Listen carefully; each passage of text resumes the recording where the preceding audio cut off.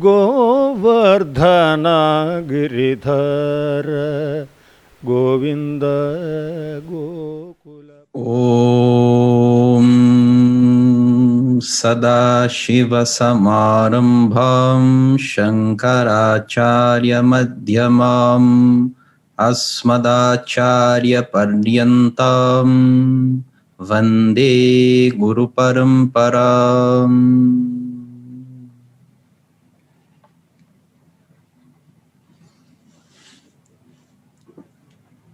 Bom, então eu vou tentar não me distrair aqui com as pessoas que entrarem, mas estão entrando ainda, então não se importem muito com isso. O tema aqui é a integração da personalidade à luz do yoga. À luz do yoga, isso é importante, porque esse conceito de integração da personalidade ou integração, né, do psiquismo, integração da mente, é um conceito difundido dentro da psicologia, né, principalmente junguiana, né, a questão da individuação, do self, da integração mesmo, isso, ele usa esses termos. E provavelmente eu escolhi o título do curso, com certeza influenciado por esse conceito que tá aí na sociedade, a gente ouve falar isso, todo mundo aqui provavelmente já ouviu falar esse termo, esse conceito de integração da mente, ou integração da personalidade. E todo mundo faz alguma ideia muito vaga ou menos vaga do que seja isso. E o que eu me proponho a fazer aqui é dizer para vocês o que isso significa em termos da filosofia do yoga. Ou até da psicologia do yoga, se a gente quiser. E, na verdade, é muito interessante porque eu não estou fazendo uma forçação de barra de conceitos, né, como alguém poderia pensar, ele está pegando conceitos da psicologia analítica e está botando dentro do Yoga Sutra, fazendo uma salada. Não, eu não vou entrar nessa questão da psicologia analítica porque nem sou competente para isso. Mas o que eu acho interessante é que esse conceito de integração da personalidade, ele cabe certinho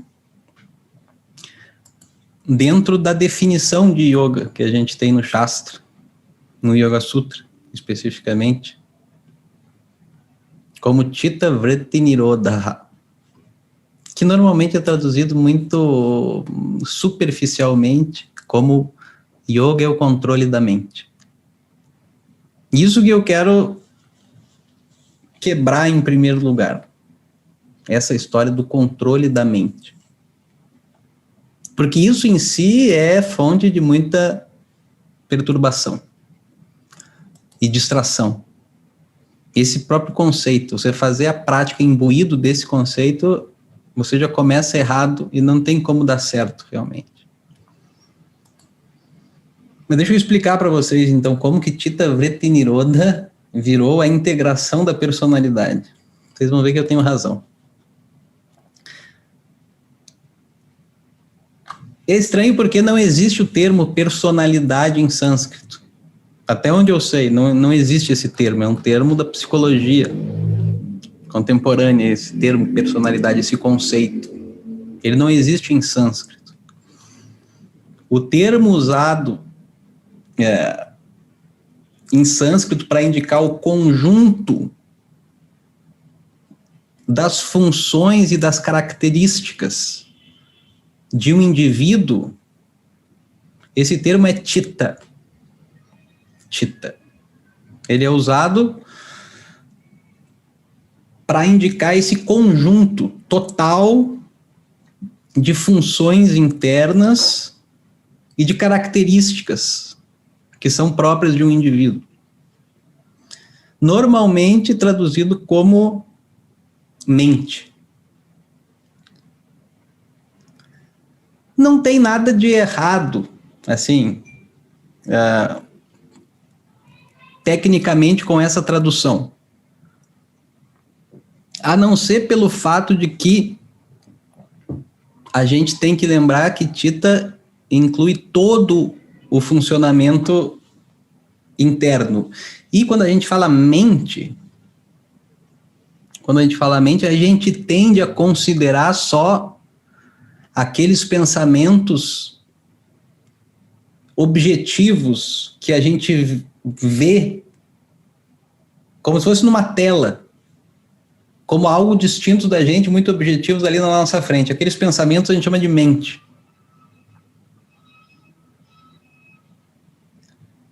Por exemplo, quando eu falo a palavra carro para vocês, carro, existe o quê? Um pensamento de carro, um conceito de carro que brilha na sua mente. Você vê ele como numa tela, o carro. O seu carro, qualquer carro que você tenha pensado, o conceito de carro. Você vê ele como uma coisa objetiva numa tela mental.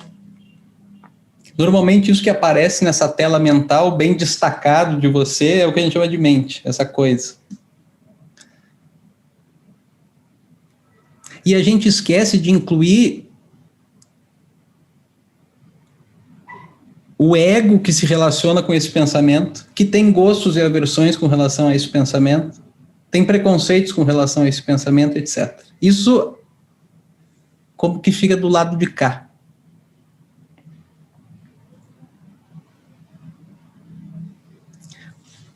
Quando, por exemplo, imaginem o seguinte, eu falo essa palavra carro para uma pessoa que, imagina, a pessoa está vendo a aula aqui, eu uso esse exemplo do carro, e a pessoa acabou de ter um acidente de carro, faz 2 dias. A pessoa acabou de sofrer um acidente de carro. Ela não vai pensar num carro abstrato. Ela vai pensar no carro dela. Com certeza ela vai pensar no carro dela. Um acidente grave ela teve. Ela vai pensar no hospital, nas pessoas que se machucaram, na culpa que ela teve.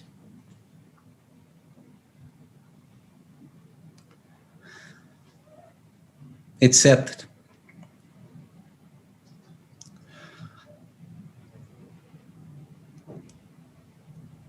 Todo esse conjunto é chamado Chitta, incluindo não só o pensamento objetivo que você tem, mas o modo como você o tem e o ego que tem esse pensamento, tudo é Chitta dentro do Yoga Shastra. Tudo é chamado Chitta.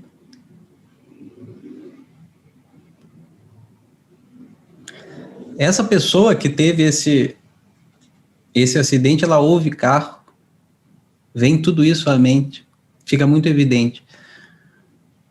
Todos esses elementos ficam evidentes para ela. Mesmo que não fique evidente, mesmo que ela não se conscientize, vamos dizer que ela passou pelo acidente há 1 semana atrás, aquilo está vivo na mente, na personalidade dela.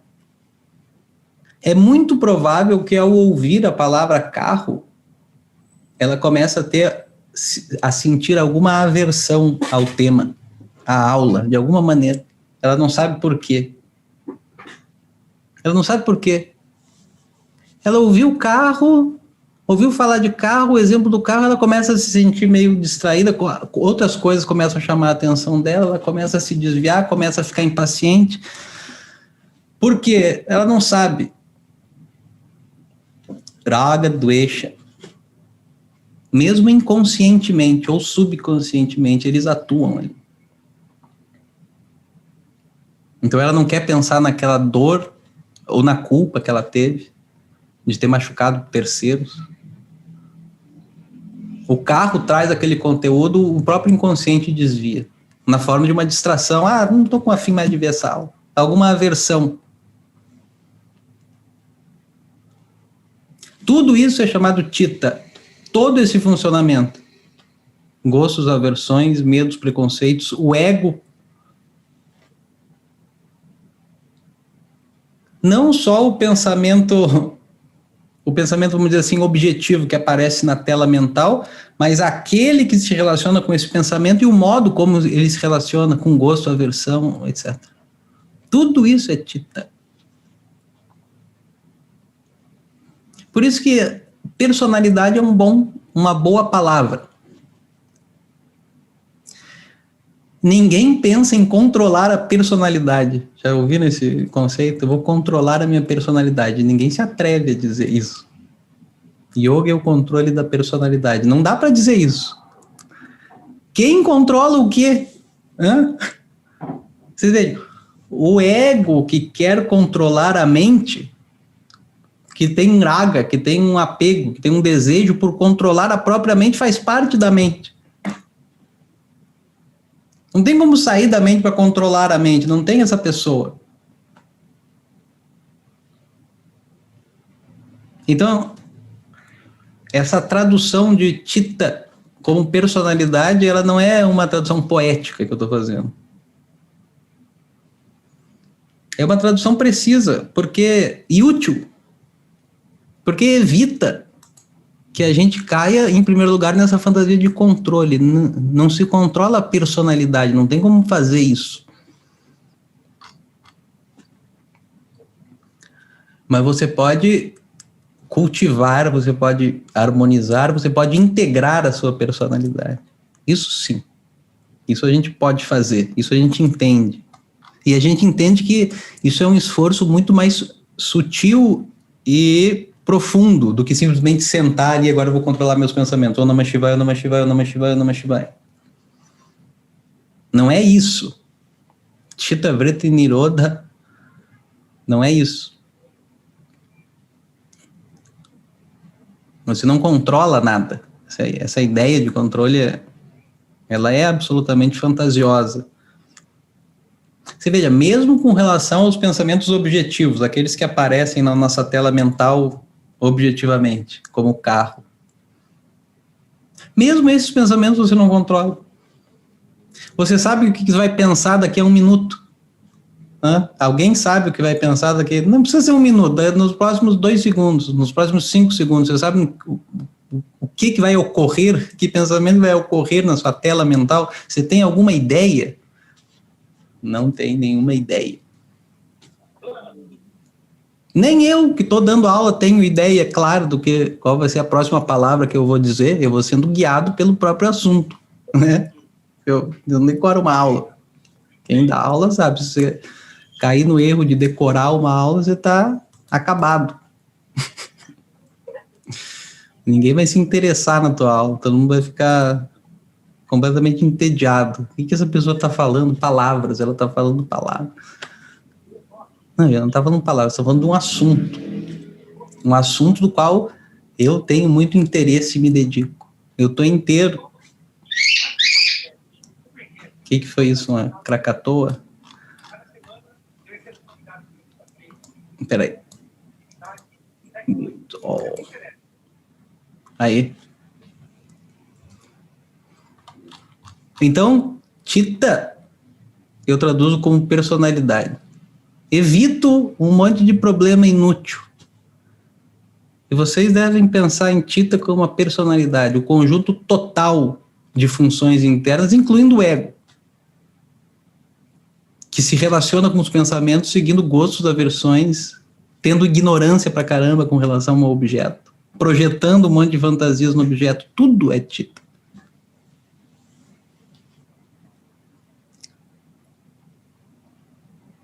Quanto ao termo Nirodha, que eu traduzi como integração. Yoga é a integração da personalidade, é Nirodha da personalidade.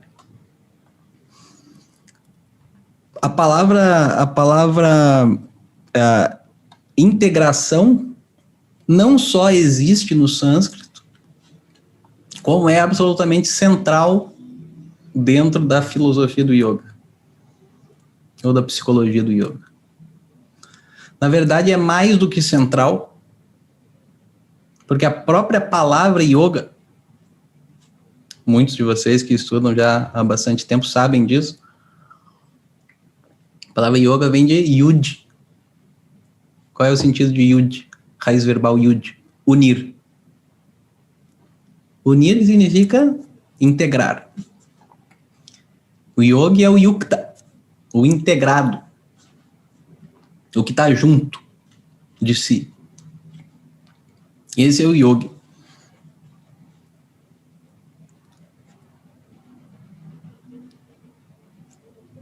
E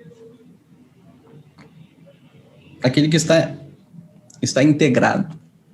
Só que vejam bem, o termo nirodha em sânscrito tem um sentido evidentemente negativo, de restrição, supressão, contenção. E esse é o sentido básico da palavra. Assim, o sentido usual, literal. Tanto que, vocês vão achar graça da história, mas é absolutamente verdadeira.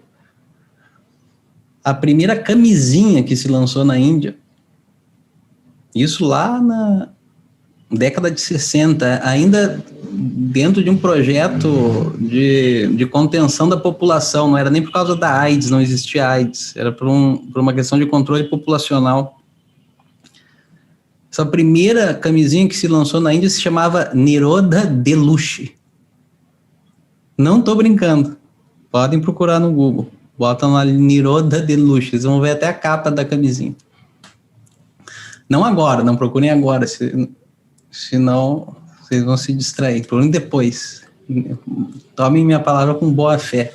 Nirodha Deluxe. Nirodha significa isso que a camisinha faz com relação aos líquidos seminais. Uma contenção. É esse o sentido da palavra. Por que a palavra Nirodha é usada? O que é restrito ou contido? Essa é a pergunta. Isso que eu traduzi como integração, que é muito melhor do que restrição. Yoga não é restrição da personalidade.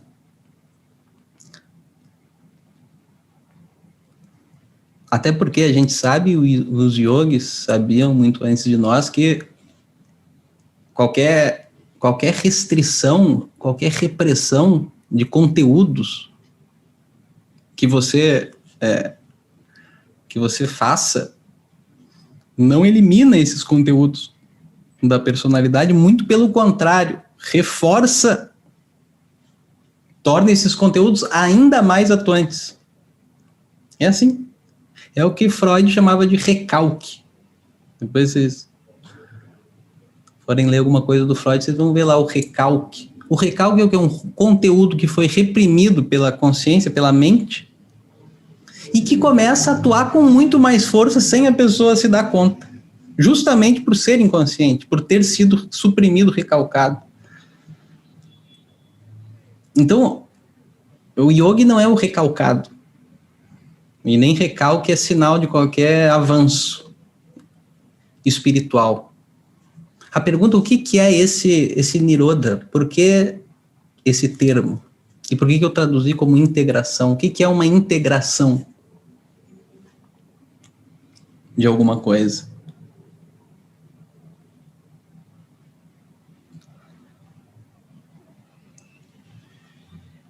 Alguma coisa é integrada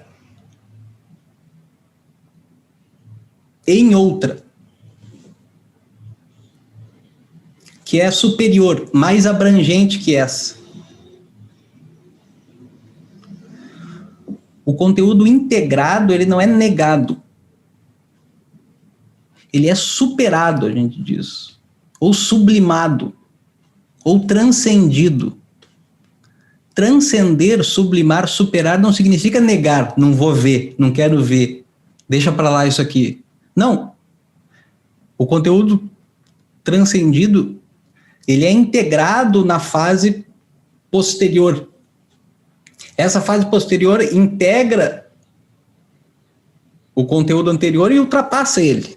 Isso que é transcender alguma coisa, você inclui o anterior e ultrapassa.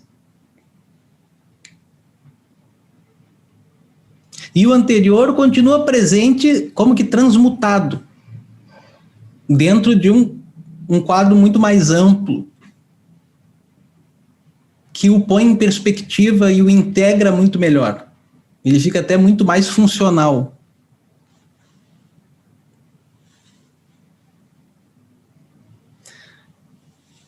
Por exemplo, quando a gente é criança, qual é o foco nosso? O foco da nossa tita, da nossa personalidade. E basicamente você quer ser gostado, ser amado pelos adultos, pelos seus pais, ser validado aos olhos deles. Então tudo que você faz é: ó, mamãe, é assim, é como se você estivesse falando: mamãe, eu tô aqui, olha pra mim, olha como eu sou bom. E aí a mamãe fala, o papai fala: nossa, filha, que maravilha e tal, não sei o quê. E a criança é tudo o que ela precisa. Tudo que uma criança precisa é o olhar dos adultos, dos pais e de todos os adultos por extensão, olhando ela e dizendo como ela é maravilhosa e como ela é boa. Isso é o que tem que fazer com criança. E é o que ela quer, o foco da personalidade dela é todo esse. E ela se sente realizada assim, e é o foco mesmo daquele nível de personalidade, é aquilo mesmo. Né? Ela está desenvolvendo a autoestima própria, etc. Normal. Aí quando a gente cresce, supostamente, o foco não é esse, mais. Qual é o foco? Bom, o foco é eu exercer o meu poder no mundo, fazer alguma coisa de concreta, né? Usar os meus dons, as minhas capacidades para causar um impacto no mundo real, alcançar resultados reais, frutos reais, etc. Eu não quero mais ser gostado pelos outros? Não. Eu quero também, mas não é o meu foco. O meu foco é fazer expressar as minhas possibilidades, a minha potência, o meu poder no mundo. Poder nesse sentido, o que eu posso fazer, que é sentido por mim como um dever. Se as pessoas não gostarem de mim, como se diz, entra na fila, né? A pessoa diz, entra na fila. Porque o meu foco não é que você goste de mim. Isso significa que o desejo infantil de ser gostado não está presente? Está presente. E, inclusive, não é contraditório. Porque as pessoas que realmente são as minhas amigas, que gostam de mim, que são os meus familiares, vão olhar para mim e vão gostar de mim e vão me validar quando eu tiver algum sucesso no mundo real, nas minhas ações, nas minhas qualificações. Elas vão olhar para mim e vão gostar de mim.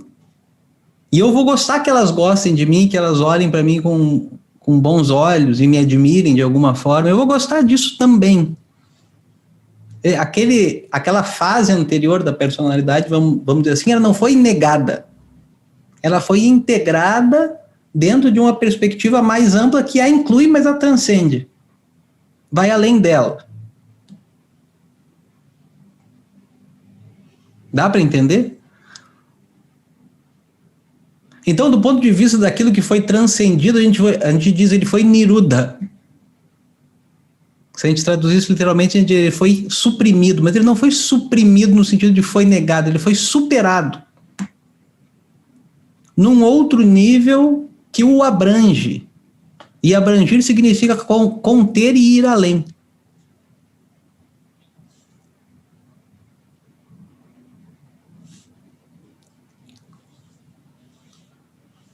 Isso é chamado de Nirodha. Integração, por isso eu estou chamando de integração. Yoga é a integração da pessoa, ou da personalidade, do todo.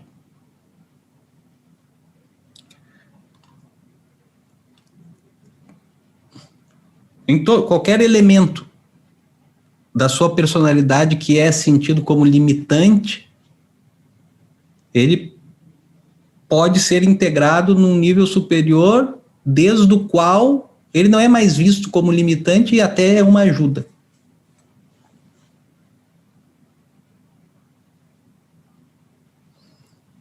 E existem inúmeros desses níveis, todas as facetas da nossa personalidade. Por exemplo, um Swami. Um Swami é aquele que é senhor de si, né? Um Swami de verdade, não um título de Swami. Título de Swami não significa nada, um Swami mesmo. A gente diz que o sujeito, ele transcendeu a sexualidade dele. O que significa isso? Ele negou a energia sexual dele, o desejo sexual dele? Não. Senão ele não é Swami. Senão ele está sendo, na verdade, ele está sendo, se ele recalcou o impulso sexual, ele está agindo com interesses sexuais disfarçadamente, contando uma mentira para si mesmo, de que está ajudando os discípulos e que indo encontrar os discípulos, fazendo satsanga, mas ele só quer ver as mulherzinhas lá e só quer... É isso que acontece, de fato. Mas quer, né? Vocês entenderam. Mas se é um Swami mesmo, a gente diz, ele transcendeu a sexualidade. Isso significa o quê? Significa que ele usou ou canalizou, vamos dizer, a energia sexual dele no processo contemplativo dele. Que a vida de Swami é uma vida de contemplação. Ou vocês acham, por exemplo, que um devoto da deusa ou do Deus não usa a sua energia sexual na contemplação da deusa ou do Deus? Usa. É claro que usa, mas ele não a desperdiça num gozo meramente físico, que se esvai no próprio ato da sua manifestação, ele se esvai e se esvazia completamente, não leva a nada, realmente. É um instinto natural para a procriação, mas em termos humanos, o gozo físico, ele é só uma cosquinha. Ele é só uma cosquinha que depois não leva a nada, né? Você vira pro lado e pede uma pizza, como diz a piada. Não te deixa maior, nem melhor, nem nada disso. Mas isso é um impulso, é uma energia muito básica que existe na pessoa, em qualquer pessoa. E quando ela contempla sobre a deusa, e as suas as contemplações, elas são cheias de imagens e cheias de coisas para prender a nossa atenção. Vocês acham realmente que a energia sexual não está ali? Ela está ali. E o sujeito, na contemplação, ele adquire uma ananda, uma rasa, um gosto, um prazer, que, vamos dizer, compensa completamente a contenção, vamos dizer assim, sexual que ele fez para se dedicar às práticas, às contemplações, etc. Ele tem um gozo, que inclui aquele gozo. É um prazer que inclui o prazer do gozo físico, vai além dele. Um gozo mais permanente, mais real, mais duradouro, não meramente físico, cognitivo, estético, etc. Isso acontece com as pessoas, com os artistas também. Às vezes um artista se dedica só à arte dele. Aquilo consome ele. A gente diz ele é um reprimido, ele não tem esposa, ele não tem marido. Não. Porque ele obtém da arte dele um gozo estético, vamos dizer assim, ou de realização pessoal que integra o gozo que ele supostamente perdeu sexual.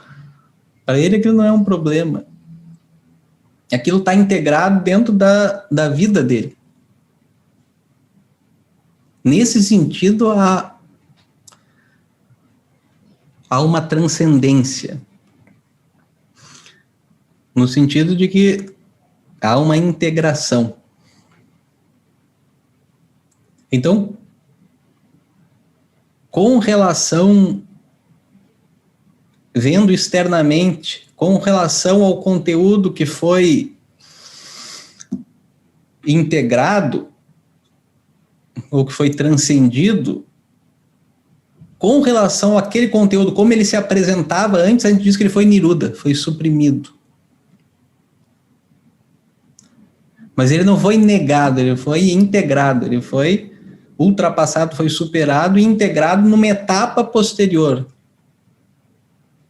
Numa coisa posterior, mais abrangente, que abrange ele e muito mais, e vai além dele, o incluindo, não o negando.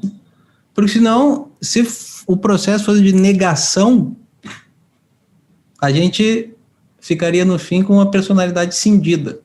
E a gente teria que ir para o hospital psiquiátrico. A gente teria uma cisão, uma dissociação.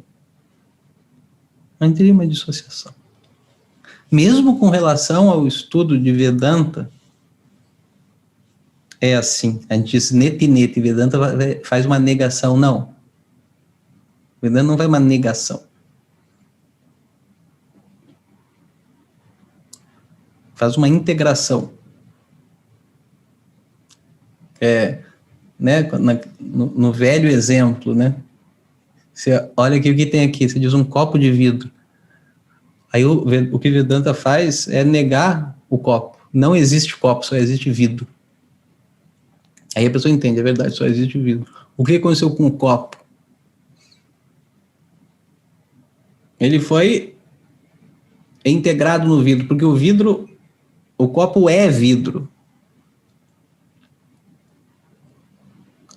O vidro não é copo, vai além do copo. O vidro pode ser qualquer coisa.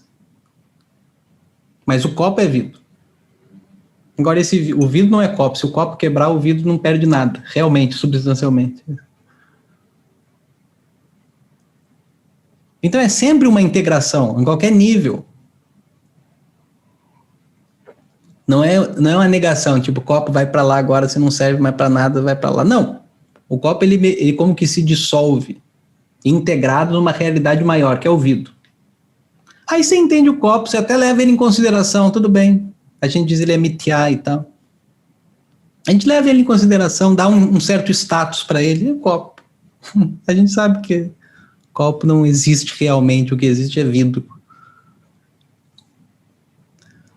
A gente integra o nosso entendimento de acordo com a realidade. Então, yoga é sempre, desde o começo até o fim, um caminho de integração nesse sentido. Existe sempre algo abrangente no qual a gente dissolve ou integra o nível anterior. Esse algo mais abrangente é chamado, para os propósitos de contemplação, Saguna Brahma. Brahma é justamente o abrangente, é o Brahma, é o maior, é aquilo que contém tudo, Brahma. Aquilo que integra tudo, o abrangente significa isso.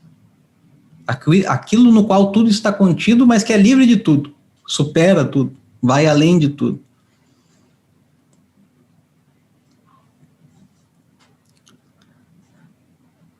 Que a ânsia básica da personalidade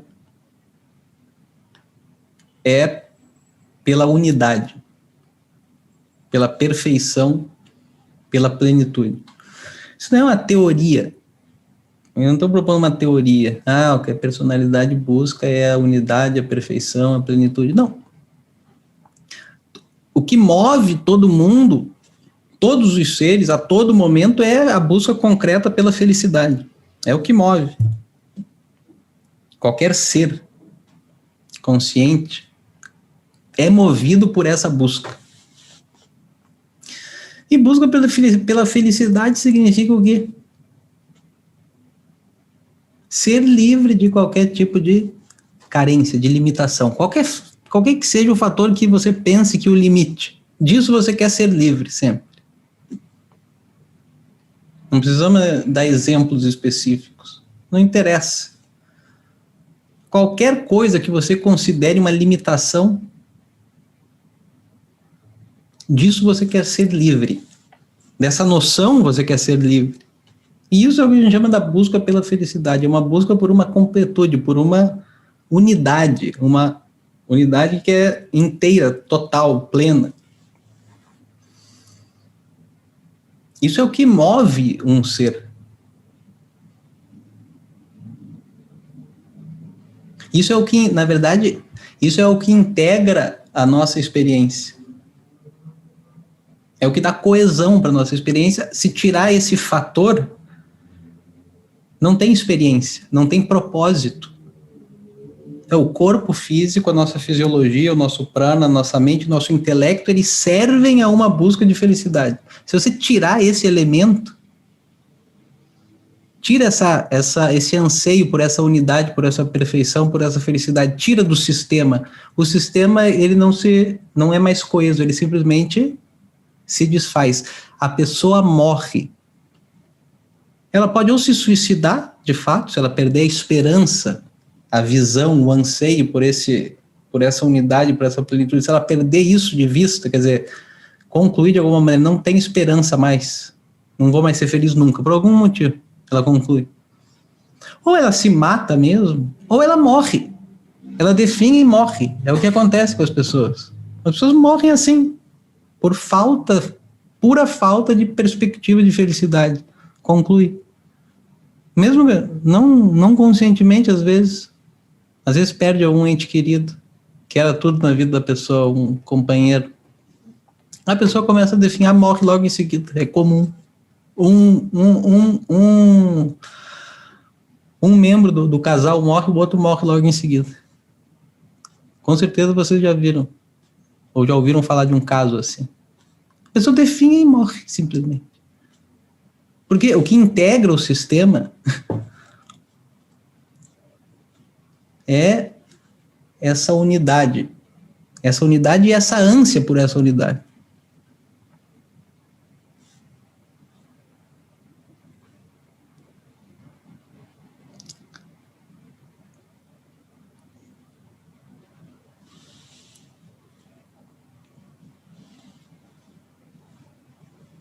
Isso que é essa ânsia pelo maior, pelo mais abrangente, pelo mais transcendente, que nos inclui completamente. Nessa inclusão, o intelecto, ou melhor dizendo, o coração humano encontra um repouso. Nessa visão de uma ordem. A parte mais fundamental nossa, mais interna, mais pessoal do ser humano, anseia por ordem, por sentido. O sofrimento é o sentimento de inadequação, de falta de sentido. Isso é claro que é assim.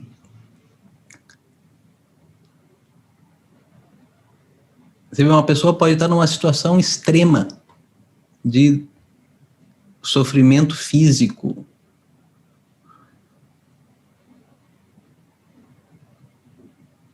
ou de privação. Um mártir, por exemplo, qualquer mártir que você pega, o que é uma pessoa feliz, plena, um santo, a gente fala. A gente faz até púdia para ele. E aonde que ela adquiriu essa felicidade e essa plenitude? No Hotel 5 Estrelas, em Cancún? Hã? Não, senão não é um santo, não é nada. Não tem valor. Não, na guerra, no conflito, na privação total. Ela, inclusive, é capaz de dar a própria vida. Porque ela vê um sentido maior. E isso a integra realmente. Ela fica inteira, realmente inteira. Você pode tirar até o meu corpo, se você quiser. É uma pessoa livre. Mas você não pode me tirar isso, essa liberdade de estar inteiro e de querer isso, acima de tudo. E eu vou continuar inteiro. Tem a experiência o livro daquele psiquiatra Em Busca de Sentido, é o nome. Viktor Frankl. Man's Search for Meaning. Viktor Frankl, exatamente. Eu tenho ele aqui. É um livro impressionante, ele narra justamente isso. O cara foi judeu, experiência de campo de concentração nazista. Qual foi a determinação dele? Vocês não vão me dobrar. E deu sentido para a experiência dele. Ele se tornou uma pessoa melhor depois daquilo. Não se tornou uma pessoa pior. Ele é até agradecido, a gente fica com raiva dele. Ele é agradecido à experiência. Porque pela decisão livre dele de vocês podem me tirar tudo, mas isso que é mais interno, que sou mais eu, a minha liberdade, vocês não tiram. Vocês podem me tirar tudo. E ele se decidiu a isso, e tudo que ele viveu, todo o sofrimento, ele honrou todo o sofrimento dele, integrando esse sofrimento dentro de um sentido maior. Então, ele usou várias coisas para isso. Ele pensou depois em dar palestras para as pessoas, ajudar as pessoas. Ele criou a logoterapia depois disso, que ajudou e ajuda milhares de pessoas no mundo. Ele teve essa intuição lá e depois desenvolveu isso. Então, ele se voltou para algo que dava sentido para tudo que ele estava passando, por mais terrível que isso fosse. Ele perdeu mulher, perdeu filho, se eu não me engano. É muito interessante de ver isso. E essa unidade, esse sentido maior é o que integra realmente uma pessoa. E o que o yoga, o método, vamos dizer assim, que o yoga usa para essa integração é a contemplação profunda, com atenção plena.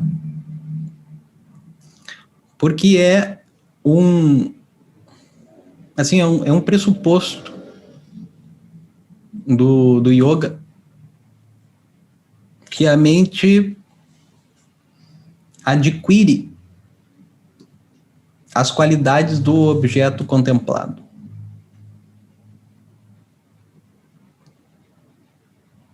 Adquire, como que por osmose. Dado que a sua atenção esteja plena ali, que você esteja inteiro ali contemplando sobre aquele objeto. Ele vai te comunicar as qualidades dele, e você vai absorver aquelas qualidades para você.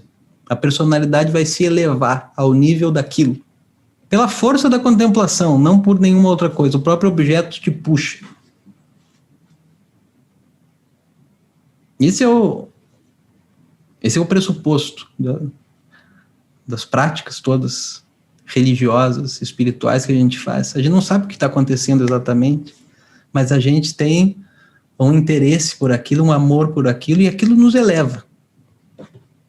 Pela força da contemplação. A mente é dito como um cristal. E ela reflete o objeto, como ele é, com as suas características, e absorve para si. Isso, a gente não tem que entender isso de uma maneira muito mística. Não é místico. É misterioso como qualquer fenômeno natural. Todo fenômeno natural é misterioso. A gravidade é misteriosa. Por que cai o negócio? Não, porque a força da gravidade... Tu não explicou nada. Por que a força? Que força da gravidade? Por que tem esse negócio? É misterioso por si mesmo. Em si mesmo é misterioso. Tudo é misterioso. Mas místico, não precisa entender como místico. Porque é um fenômeno comum. A educação, basicamente, é isso. É a absorção de um conteúdo que vem do objeto pela força do teu interesse, do seu amor por aquele assunto, por aquele objeto. Pensa em qualquer coisa que você aprendeu na vida, realmente. As poucas coisas que a gente aprendeu na vida, a gente não aprende muitas coisas, a gente aprende algumas. Essas poucas coisas, pense como que você aprendeu. Você não sabe exatamente, eu pelo menos, se eu pensar nas coisas que eu sei fazer, eu não sei exatamente como eu aprendi, eu só sei que eu tinha um interesse por aquilo que me ultrapassava. Eu não conseguia conter aquilo e eu simplesmente me entregava àquele negócio. Qualquer coisa, prática ou teórica, você absorve como aquele conteúdo. Esse é o segredo da pedagogia da educação, por amor. E o amor é esse interesse total, abnegado, né? Você está inteiro ali. E por essa força, de alguma maneira, é transmitido um conteúdo. Ensinar é transmitir conteúdo. E o conteúdo só é transmitido por uma mente que está inteira ali. Não é assim? A gente aprende qualquer coisa. Então você tem que ter um interesse especial, um amor pelo assunto, pelo professor. Você tem que gostar do professor. Por que você tem que gostar do professor? Você tem que, de alguma forma, se apaixonar também. Para aquela figura, você dá ouvidos, quer dizer, você está muito interessado. Não é um amor erótico, é um interesse pleno na figura da pessoa. Eu também, tudo que eu penso no que eu aprendi, se eu pensar nos professores que me ensinaram, eu tinha essa fixação. Uma atração pela figura da pessoa, pela personalidade da pessoa, pela maneira como ela falava. Não dá para dizer o que é que nos atrai. Mas aquilo nos atrai, e durante a aula, vamos dizer, você fica como que encantado. Encantado quer dizer preso ali. E essa capacidade de prender a atenção é o que, na verdade, um bom professor faz. Capacidade de prender a sua atenção. Porque isso é aí que entra toda a questão prática do yoga, como a gente conhece, Ashtanga Yoga, Asana, Pranayama, etc. Que a personalidade, a Chitta, ela não está inteira normalmente. Normalmente ela é chamado Vikshipta. Vikshipta quer dizer espalhado. Quando você pega, tipo jogo de vareta, sabe? Pega assim, junta as varetinhas e você faz assim, abre, elas caem assim, tchum. Isso é chamado Vikshipta, jogado para tudo quanto é lado. É chamado Vikshipta Chitta. Normalmente traduzido como mente distraída, mas distraída é um termo muito ruim. Não é uma mente distraída, é uma personalidade dissipada em vários interesses. Contraditórios entre si, que não se harmonizam. Mas interesses corpóreos, físicos, sensoriais. Aí certas memórias clamam a nossa atenção aqui, certos desejos clamam a nossa atenção para cá, o corpo fala isso, olha para mim. Clama, tudo clama, todos os níveis da nossa personalidade clamam pela atenção da gente. Cada sentido dos nossos 5 sentidos clamam. Se passa um barulho ali, a audição, ela te informa, ela é um repórter, todos os sentidos são repórteres, eles reportam o que está acontecendo no mundo, na forma da visão, das formas, das cores, dos sons, dos cheiros, etc. Cada um tem o seu foco, o seu escopo de interesse, de ação, e nos atrai para aquilo. Normalmente a nossa mente está assim, ó, vários interesses contraditórios.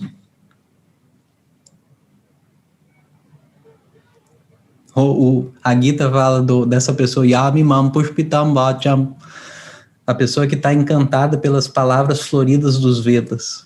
Então o Veda diz vários rituais, faça isso, faça aquilo, não sei o que. A pessoa quer fazer um monte de ritual, quer cantar um monte de mantra, quer aprender isso, quer aprender aquilo, quer ir para Swarga e também quer ser rico e quer ter saúde perfeita e quer não sei o que, quer não sei o que lá. Mesmo no mundo espiritual a gente fica Vikshipta, não é porque você entrou, aí tem Ayurveda, aí tem Sânscrito, aí tem Yoga, aí tem Vedanta, aí tem não sei o que lá. Pô, isso é um samsara. É muita coisa, não consegue abranger tudo. Aí fica te chamando aqui, é isso, aquilo, não sei o que, curso disso, curso daquilo. Mas não tem integridade nenhuma ali. A pessoa está vikshipta. Não é que ela é distraída. A pessoa é distraída, tudo bem. O Einstein era distraído, ele esquecia de almoçar. Não é questão de distraída. O Einstein não era vikshipta. Ele era dedicado 100% àquela troço de física, não sei das quantas. E ele só pensava nisso, por isso que ele esquecia de almoçar. Não é um problema para ele esquecer de almoçar, é bom até. Ele trabalhou mais e beneficiou mais a humanidade. Não é um problema esquecer um negócio distraído, não é isso que é falado, vikshipta. Vikshipta, a pessoa não está integrada num objetivo maior. Não tem prioridade daí. Aí tudo é importante, aí quer fazer um monte de coisa ao mesmo tempo, não faz nada e fica se sentindo um lixo. Vikshipta. A pessoa, ela está destruída. Ela está jogada para todos os lados, assim, tchum. Essa mente ela não contempla. Não tem contemplação possível. Contemplar sobre o quê? Sobre meus vários desejos frustrados, insatisfeitos, sobre isso que eu não fiz, isso não é para ser o foco da sua atenção. Mas o que você vai fazer? Você vai negar tudo isso? Não dá. Você tem que integrar os vários elementos. Progressivamente. Então, cada vez tem que se botar, mesmo em níveis assim, bastante abrangentes, bastante genéricos, se botar objetivos maiores. O que você quer? Você tem que se perguntar isso. No começo do caminho espiritual, o que a gente faz é Purushartha Nishchaya. O que eu quero da minha vida? Você tem que se determinar o que você quer sinceramente. O que você quer não é o que você tem que querer, o que você quer realmente. Aí veja quais são os meios para alcançar isso. E estabeleça essa prioridade. Esse mapa interno do meu interesse real e do que são interesses secundários, isso tem que ser feito por você. De alguma maneira, não existe uma maneira de fazer isso, mas você tem que fazer isso. Esse mapa do que é interesse primordial, primário na minha vida, aos quais todos os demais desejos, não é que eles deixam de existir, mas eles estão subordinados a esse. Desde que eu esteja realizando esse, eu realizo os outros também, mas desde que esse aqui esteja sendo realizado. Isso nos dá quer dizer, a gente fica inteiro. Sem esse primordial, a gente não tem como ficar inteiro, porque a gente vai estar disperso. Se todas as coisas são prioridades, nenhuma é. E você fica disperso. Não tem algo que integre os outros desejos, que vão existir sempre, todos os desejos vão existir sempre, mas eles têm que estar subordinados numa hierarquia. Isso tem que ser estabelecido, essa hierarquia.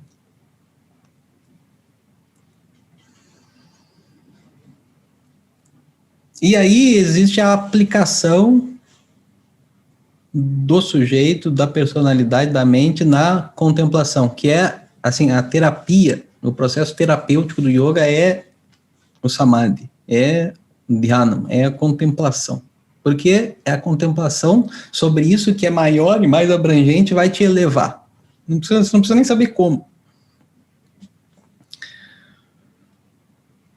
E aí você precisa para fazer a contemplação e para estar inteira, você tem que reunir a cambada toda, a gangue toda.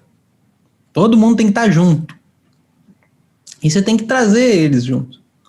Porque mesmo quando a gente determina a nossa prioridade, assim, a gente faz o discernimento para isso, mesmo assim as outras camadas ou os outros níveis da nossa personalidade continuam lá meio que dispersos, meio que tentando burlar a hierarquia, nos chamando a atenção para isso, para aquilo e tal. A gente tem que trazer todo mundo junto. Todo mundo vai ver o benefício. Todo mundo vai ver o benefício, mas tem que trazer junto. E aí, por exemplo, o nível físico, o corpo físico, é uma parte da sua personalidade física. Personalidade física, a gente pode dizer. Corpo físico, quer dizer, ou a parte tangível, externa visível para os outros da nossa personalidade é o que? É o nosso corpo.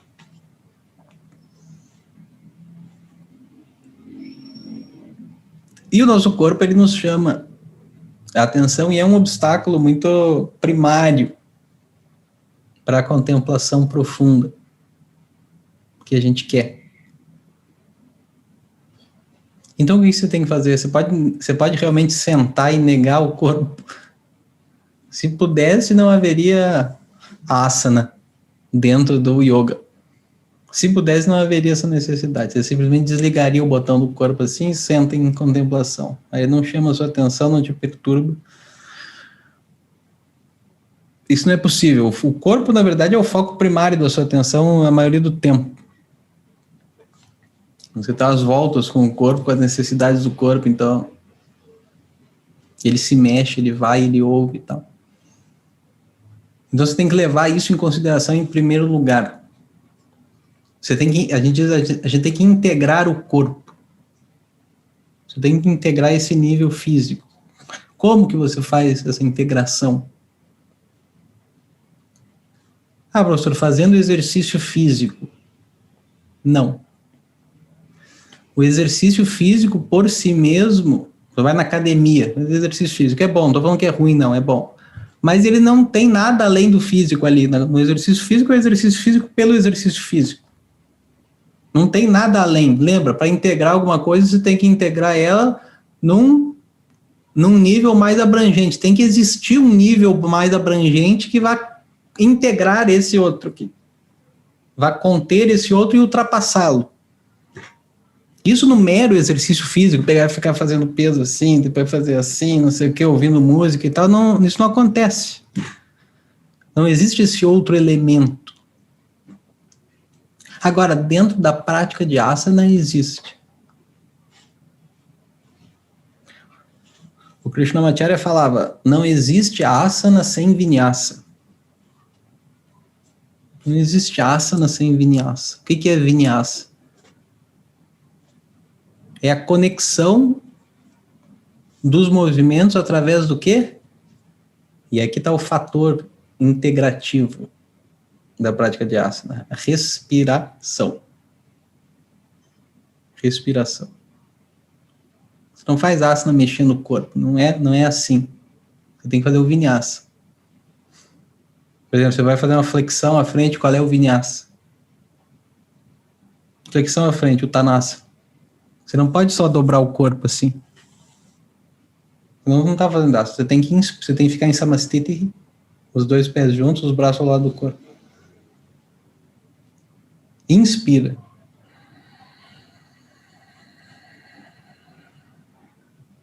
É isso que você faz. Primeiro o vinyasa é esse.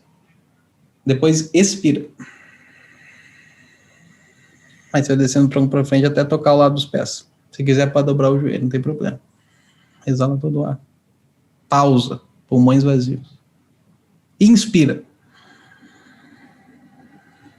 Volta para cima, levando os braços. Expira. Braço ao lado do corpo, samastiti, posição original. Esse é o vinyasa de Uttanasana. Entrada e saída. A respiração, ela é, dentro da prática correta de yoga, a respiração é mais abrangente que o corpo. Ou seja, a respiração é desse tamanho aqui, o movimento é desse tamanho aqui. A respiração contém a duração do movimento todo. Você tem que começar primeiro inspirando, não é primeiro elevando o braço, depois a respiração que siga. Não, isso não é asana. Tem que começar a inspirar.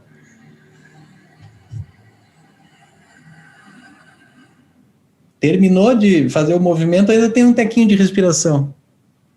A respiração é mais abrangente. O movimento começa a ser uma expressão da respiração, uma manifestação da respiração.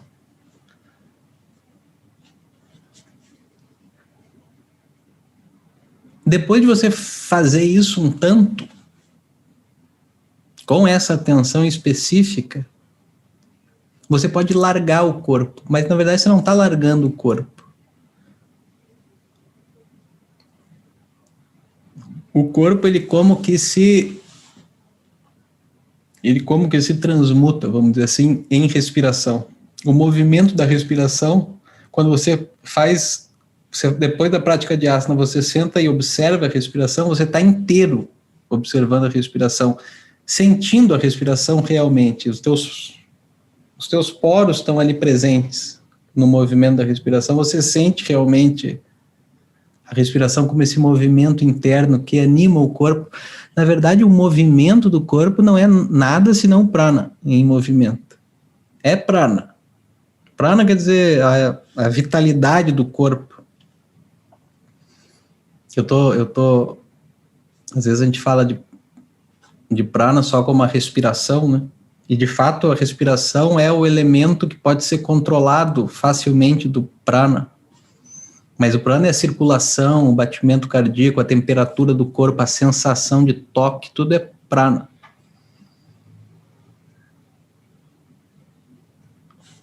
O movimento do corpo é prana, não é físico. É um movimento físico. Um cadáver, ele não se movimenta.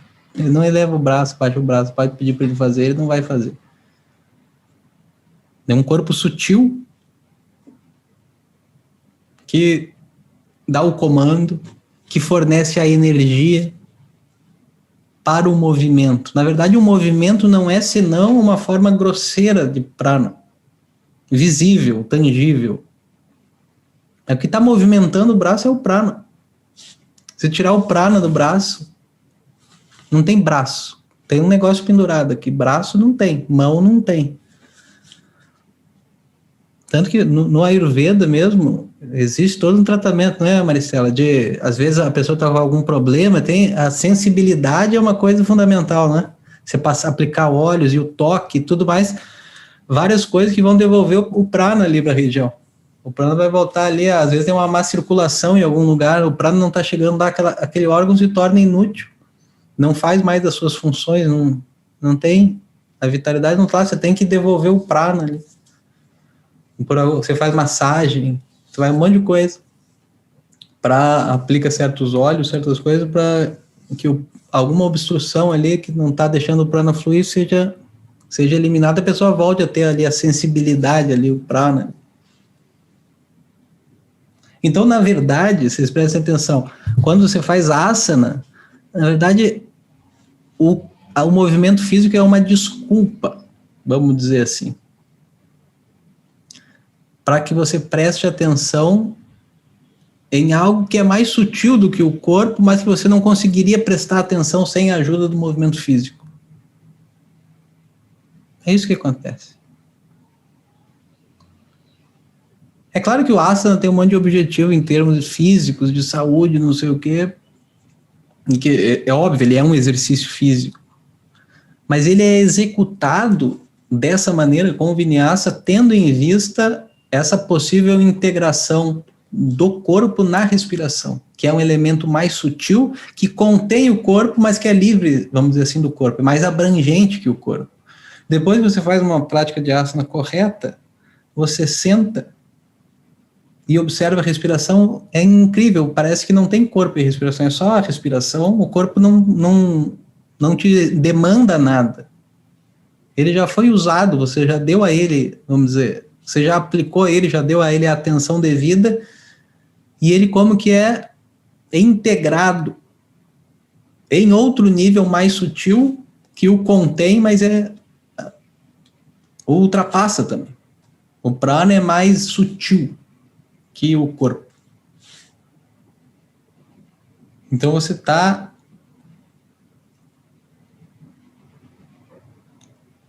ali, você integrou uma parte de você mesmo numa parte mais abrangente. E aí você está com essa parte mais abrangente agora, a respiração.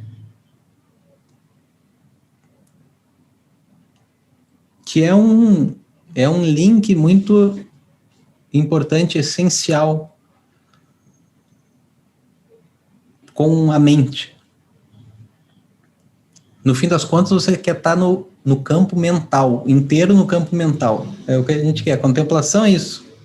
É você estar inteiro no campo mental. Não é assim, tem uma parte sua mente, que a gente chama, a minha mente está pensando nisso, eu estou aqui. Não tem essa distinção, eu estou inteiro no campo mental.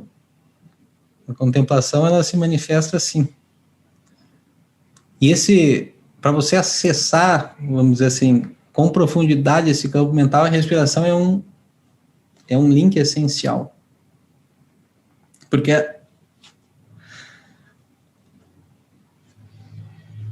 a respiração é algo que você pode, de alguma maneira, controlar. Que é mais grosseira, mais grossa, mais estula que a mente. A mente realmente você não pode. Você vai pensar no que você vai pensar daqui a um segundo, você não sabe. Você não pode realmente controlar. Mesmo quando você faz japa, o japa é assim, você tem uma referência de qual deve ser o seu próximo pensamento, é isso que é japa. Que de outra forma você não tem essa referência. Você não sabe o que você vai pensar no próximo segundo, nem o que você deve pensar. Você não sabe. Quando faz japa, você sabe o que você deve pensar. É Om Namah Shivaya. O meu próximo pensamento tem que ser Om Namah Shivaya. Aí você faz o esforço. Om Namah Shivaya. Om Namah Shivaya. Consegui falar Om Namah Shivaya. É isso que você faz. Graças a que bom. Estou concentrado. Mas nada garante que vai se cumprir essa expectativa de que seu pensamento seja esse, porque senão o controle do pensamento, essa ideia realmente ela não é factível realmente.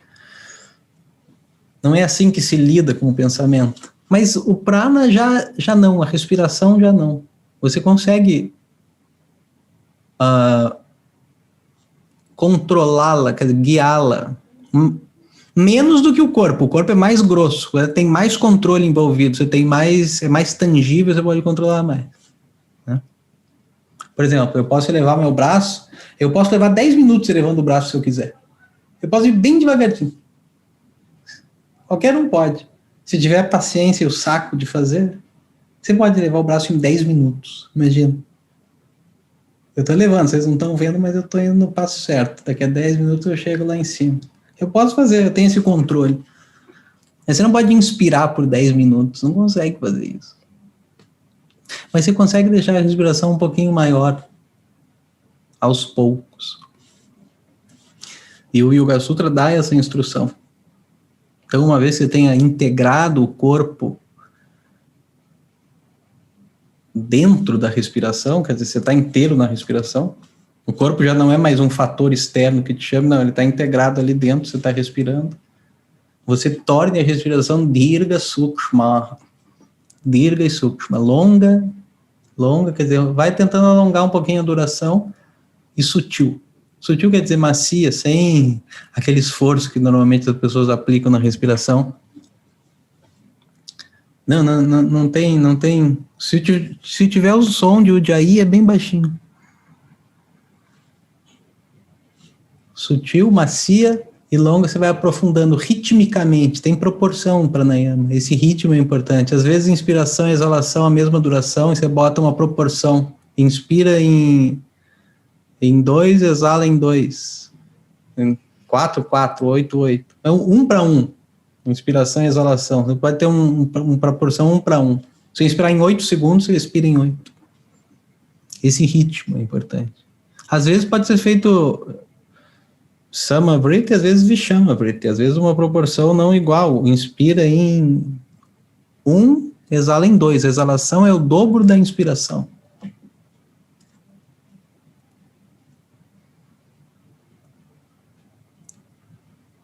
Em geral, na Gita ele fala Pranapanau Samal Kritva, tendo deixado a respiração sama, igual. Pranapana quer dizer inspiração e expiração. Mas a gente pode interpretar esse sama como ritmado. Esse é proporcional. Você tem que deixar aos poucos, conduzindo aos poucos. Você não tem uma ação essa ação da vontade imperiosa, normalmente, que a gente aplica na prática de yoga, é um erro.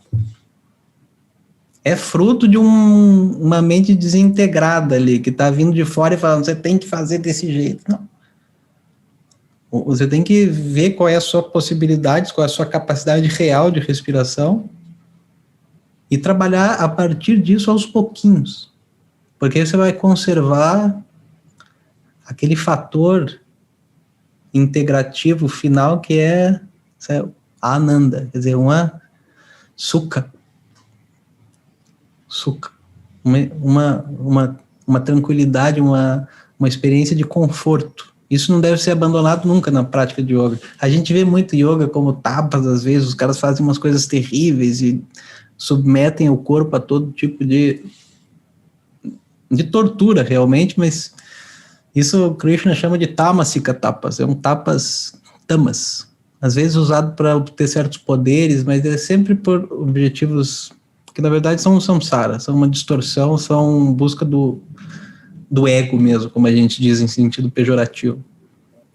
Yoga não tem isso realmente. Você deve conservar. Olha o nenenzinho. Você deve conservar a sukha, porque você não vai, eu vou atingir sukha no fim da prática, Ananda, não vai. Imagina uma pessoa sofrendo pra caramba para praticar yoga e não sei o que, assim, por que você tá fazendo isso? Eu vou alcançar a Ananda, Brahma, que é a Ananda Swarupa. Você não vai, pode ter certeza que você não vai alcançar isso. Dessa maneira você não vai alcançar isso. Você preserva, desde o começo, você preserva essa sukha. Olha aqui, ó. Ué, essa risadinha foi gostosa, hein? A definição de asana é stira sukha, uma estabilidade e conforto.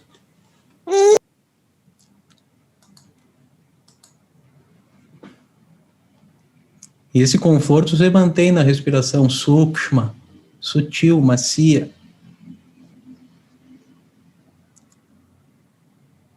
E aí, através desse tipo de prática, você tem acesso, vamos dizer, ao campo mental, a uma profundidade mental. Você observa isso desde a primeira prática, se for feita corretamente, faz japa sem pranayama antes. Japa quer dizer repetição de mantra. Depois faz um pranayama correto, assim, mantendo o conforto e alongando um pouquinho a duração, mantendo a proporção de uma respiração, faz uns 10 ciclos, 15 ciclos. Depois faz japa de novo. Você está em outro lugar na sua mente, um lugar mais profundo. É como se ganhasse um acesso, você entrasse inteiro dentro do campo mental. Que de outra forma, quando você não leva em consideração corpo e respiração, você tem um acesso só muito superficial ali, né? Você tem um acesso, com certeza tem, mas é um acesso superficial. Se você de olho aberto, sem fazer nada, começar a repetir japa, a não ser que você tenha uma prática muito grande nisso, a tua prática vai ser, a tua repetição interna vai ser muito superficial. Então essas dois angas, essas duas partes do yoga que são fundamentais, asana e pranayama, eles servem para te colocar inteiro ali na sua mente. E aí você tem que fazer alguma coisa em termos mentais apenas. A contemplação é chamada manasa vyapara, é uma atividade mental. Atividade mental significa corpo e respiração não estão sendo levados em consideração, porque eu desconsiderei eles? Não, porque eu levei em consideração antes e os integrei dentro da minha experiência agora mental. Eu estou junto inteiro ali. Não é que eu deixei uma parte de lado, não deixei nada, eu trouxe tudo. Eu trouxe os dois aqui, eu estou com a minha vitalidade inteira ali, meu corpo não está chamando atenção para outras coisas. Não é que você esqueça do corpo exatamente, mas você até esquece, ele não chama a atenção. E aí você tem que fazer alguma coisa. O quê? O que a gente estava falando da contemplação no objeto, que a gente chama de Saguna Brahma. Saguna Brahma Vishaya Manasa Vyapara. Meditação é isso, contemplação é isso, uma atividade mental, exclusivamente mental, que tem como objeto, Vishaya, Saguna Brahma. Um aspecto do todo.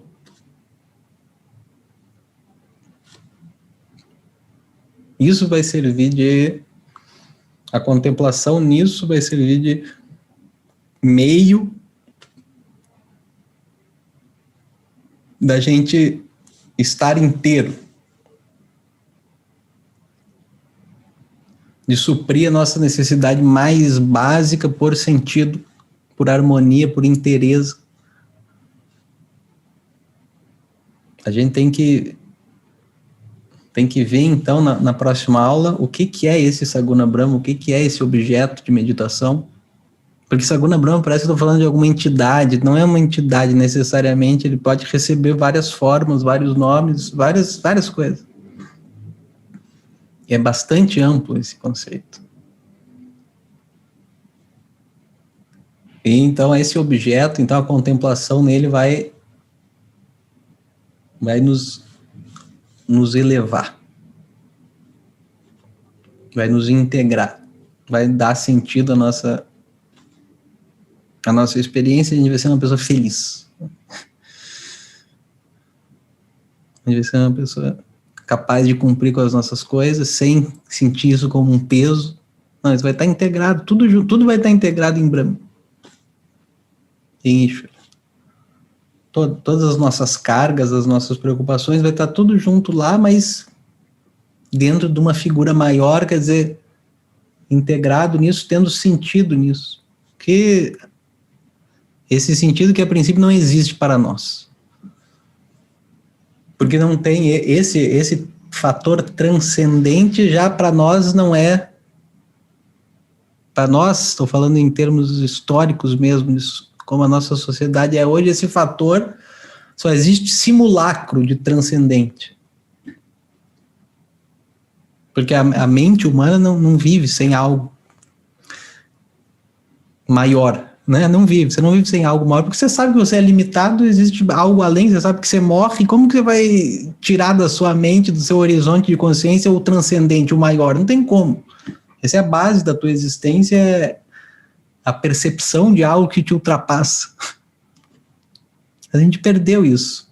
Como cultura, a gente perdeu isso. Como indivíduo, a gente perdeu isso. Em geral, estou falando em geral. E a gente ficou só com simulacros disso. Então as pessoas botam as esperanças delas em ideais, idealismos.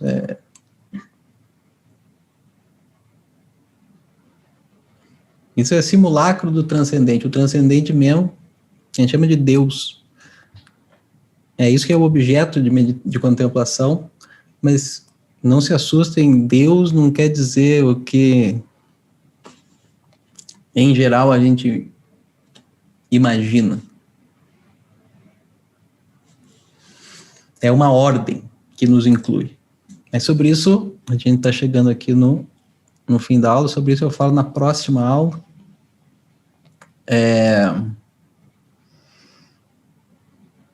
Om Purnamadav Purnamidam Purnat Purnamudachyate Purnasya Purnamadaya Purnamevavashishyate.